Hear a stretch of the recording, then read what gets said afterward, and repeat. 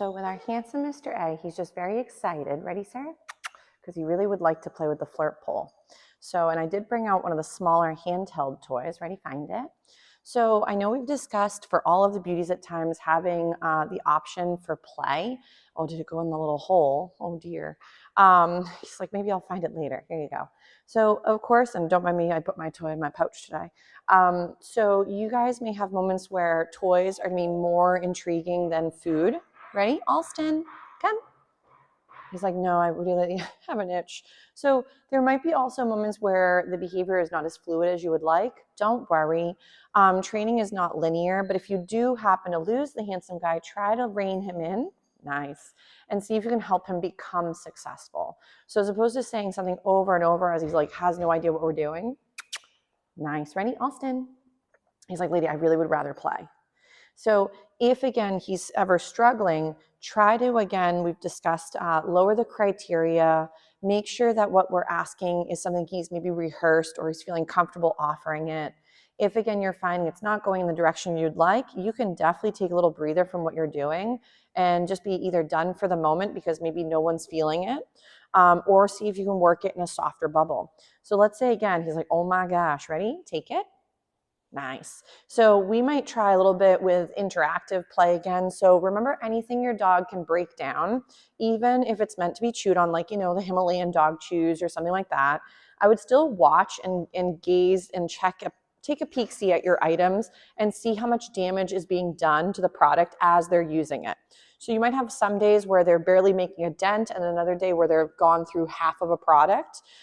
Make sure that if it is an ingestible item, that it's still within their, tummy range for comfort. So right here, we've got the toy, we're revving the engine. We're trying to practice kind of getting him a little excited and then coming back from that. For a lot of dogs, again, when you rev the engine, they normally don't have a brake system. So stopping from the go is very hard. So you might go, ready, Allston. So if he's really intrigued, he might also do really well with the two toy exchange. So, but we're going to see if I can get a little, find it. Nice. So if in the beginning, notice how he didn't want to let go in the very beginning. He says, lady, I'm ready. If he doesn't go to release in the beginning, take it. Don't turn it into another game from his perspective. So what I mean by that is you don't want to make it more entertaining for him to keep tugging or trying to pull it from his mouth or even make it a negative. Because if, again, we can't get him to learn that letting go of something he can have is fun and okay, how's he going to let go of something he shouldn't have? So remember that the whole point of play and getting comfortable with you and him playing together is that then this can help you for when moments where you need him to redirect off of something or release something or maybe let go of something that could be dangerous. Nice. So right now the toy is alive, we're playing. When I'd like him to release the item, I would hold it, but I'd stop tugging. And then I would go, ready, Allston, find it. He's like, oh my goodness, I really prefer this tuggy. I might have to grab two tuggies so we can play together. So if, let's say, for example, ready, a nice little find it. Maybe what I'll do is I'll give him just a little break. I want to grab a second toy for him in just a moment. So remember that if your babes are struggling with the release, it's not because they're trying to be a jerk or not listen. A lot of times if the toy seems really valuable or really exciting, good job, sir, your babe may have a harder time relinquishing it because they're just so jazzed. So remember when your puppy's brain goes into like arousal or, overexcitement mode, a lot of time their capability for thinking, which would mean also being able to comprehend maybe what you're asking for a cue, sometimes goes out the window. So I do like to make sure that when he's practicing, the relinquishing of the item is not always, again, the end. So sometimes we might let go a few times and we keep playing. Other times we let go a few times and we get reinforced with food. For letting go again, we might play once more. But if every time we go and ask for a drop it, give or out, it means we're taking the thing away because we tend to use that language a lot too for things he shouldn't have. So like letting go of the stick or letting go of the mulch or whatever it might be. So make sure that if you are, for example, doing some letting go of items he shouldn't have, do some find its to make it fun to relinquish the item with, for example, a nice big, almost like jackpot of goodies on the floor. So letting go of that one thing now became a bigger prize in doing so. Later, as your pups become more fluid, we would again work more with some leave-its, which again, he did practice a bit with leave-its another time when he was with me. So leave-its again would be things that are always off limits for safety reasons. So I want to see if I can also, I'm just going to grab a few bowls for him. I wanted to work a little bit with the paws up, and I'm sorry, I'm out of range for a second. I wanted to work a little bit with paws up or step up, which is again, asking your dog to put their feet up on top of an item. So this can be, again, really helpful for if your dog is going to have to go on the scale or hopping in and out of a vehicle. For example, maybe trying something novel, like going over like a small little bridge, which could be like over a stream with just one little piece of wood. So getting your babe to learn that they've got a front end and a hind end could be very helpful. So we might go again and see if we can get him to first check out the items. So right now what I tend to do is if he's not scared, I sometimes will feed over the item. If he was nervous, I wouldn't be forcing him to, again, choose between food and feeling safe. So right now he's just going and checking out the bowls. We might, again, do the same thing over on this side. We'll do a couple little find its on top of the bowl. Excuse me. So we're trying to build up that there is good value in checking it out and, nothing too spooky. So if let's say we were going to try to do the paws up or step up, whichever slogan makes sense for you guys. Some students will call it step up, some will call it paws up. That's a very nice sit, sir. So feel free to rotate and figure out which one you feel better saying. So right now, I'm not going to say anything. I'm just going to try to lure him to put a foot partially near it or touching. So you'll see that he's like right now, like ew, like gross. So right there, we do have a couple little toenails that have touched the bowl. Yes. So he might think that if you touch the bowl, you might fall into it. It's hollow. You could fall through. Sometimes it's just weird and new. So like, why bother? And it could be dangerous. So we're just trying to build up new value in seeing if he could try and give it a shot right there. Yes. Nice job, sir. Gorgeous. So a lot of times, as we're not always trying novel things for teenagers, sometimes it's kind of like, with us, if you don't use it, you lose it. So when they're much younger, they're maybe a lot more resilient or they're much more comfortable trying new things. All of a sudden come adolescence and they're scared of something that they've seen their whole puppyhood. Or maybe all of a sudden now noises or novelty seem a little bit overwhelming. So this is where practicing with new scenarios within their comfort range, I'm not saying to flood, yes, will be really great because we want to keep working through some of these skills even into adolescence and then into adulthood. Because if the only time you ever work on something is when your baby was a puppy, then we missed out on a lot of, again, helping them generalize and finesse these skills. So right here, you'll sort of see it's like 1,000 3-point turns. Yes. And then eventually as he goes on the item, he's drooling. He says, these are delicious. I'm feeding him several little tidbits for being on the bowl. You'll see that I haven't said my slogan yet. So I sometimes, if I really don't think the puppy understands what I'm doing or asking, I don't say it over and over as they're either confused, failing, or not doing so hot. So I might go ahead and say off and let him go on off of the item. Ready? So then we go again. We might try. He's like, this is so weird. So if he's a little bit unsure, I know you got the greatest angle right now of his caboose. So maybe I'll go ahead and I'll rotate him around. He's like, where'd this bowl come from? So I'll just toss a little food item this way so he can head this way instead with his front end. Ready? So once I feel like he's getting a lot more fluid, I might go like, again, paws up and see if we can get the behavior. Right now I am luring him into the position.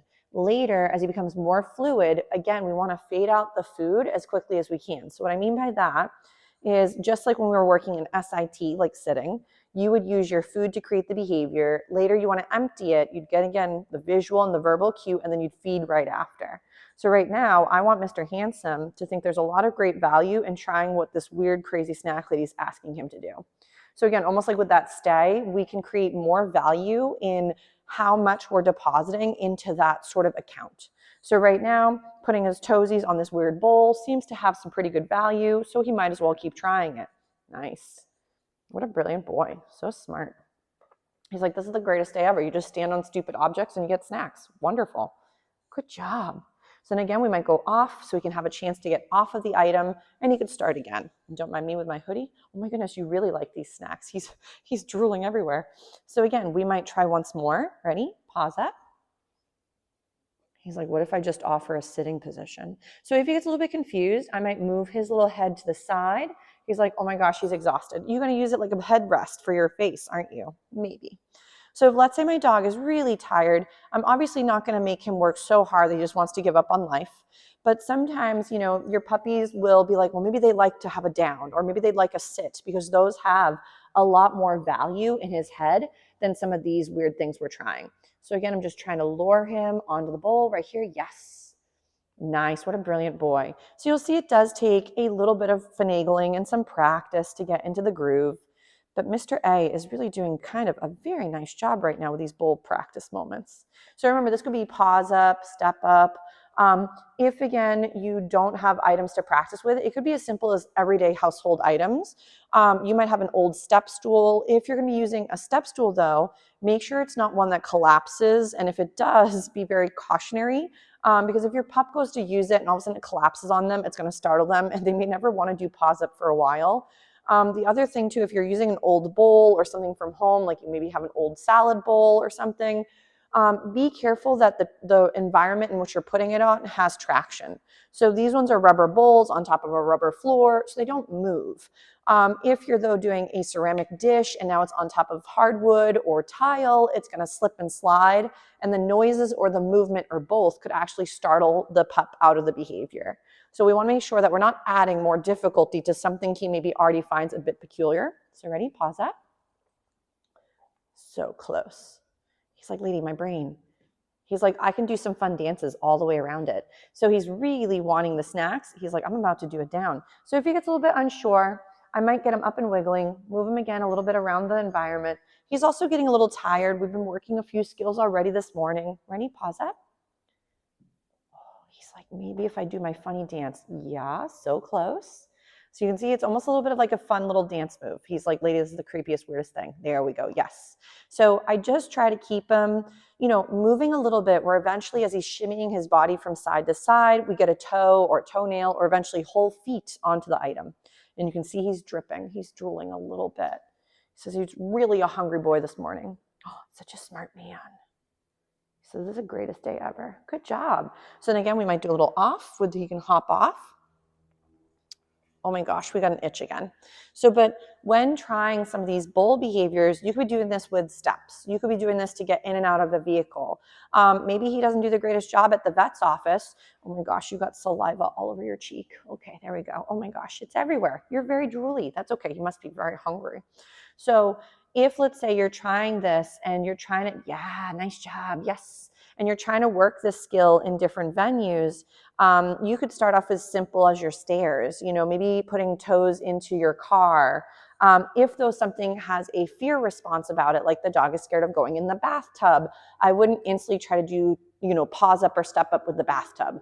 But if, let's say, there's something that's benign, like a set of stairs, you could start practicing, there goes the train, so sorry. You could start practicing with your puppy's pause up or step up behavior in those elements. So you can see that he's starting to get a little bit more comfortable, which is great. So he's kind of building up this lovely finesse or this confidence around these weird things that are empty, hollow, upside down bowls. So again, we might get him up and then we might go ahead, pause up. He's like, who's drooling everywhere, huh? Was it you? Right there. So we're a little crooked, but no worries. We're going to feed him for that. And then we're going to see if I can move him over just a little bit right there. Yes, so we can get both his toes on there comfortably. You're very nice. You're doing a very good job. So with your beautiful guy, again, the benefit of doing some bowl exercises is that you're building comfort and confidence and some resilience, but at the same time, you might actually build into what's called hind end and front end awareness. So where he could eventually put his front end on the bowls and then he could practice pivoting his back end in a circular pattern. This can be great for just exercises in general. I normally would recommend to teach your pup first how to do a spin and a twirl. Both could be in different directions. It's up to you guys. There's no pressure to do some of this pivoting, I mean. So if your babe were to eventually get really comfortable with the bowls and doing their paws up, right? Then what you could start to do is see when you get the puppies to go onto their pole. There we go. Nice. Once they get onto their bowl, you could try to, for example, have the pup pivot by bringing the food a little to the side, and you're waiting for one of those back legs to move ever so slightly.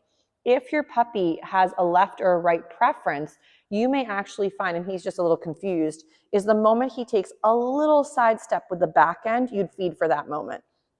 For some pups, again, doesn't mean it's going to happen instantly, but for some, you're having them practice sometimes a spin and a twirl before using the platform, and that can be really helpful.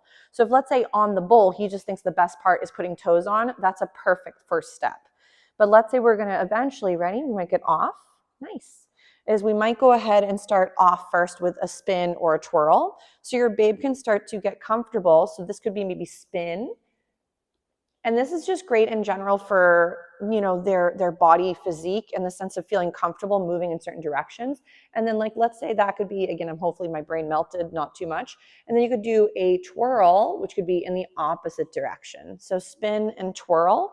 But again, it could be whatever you prefer. But the benefit of getting your dog more comfortable with knowing they have a front and a back end is you avoid potential injuries for down the road.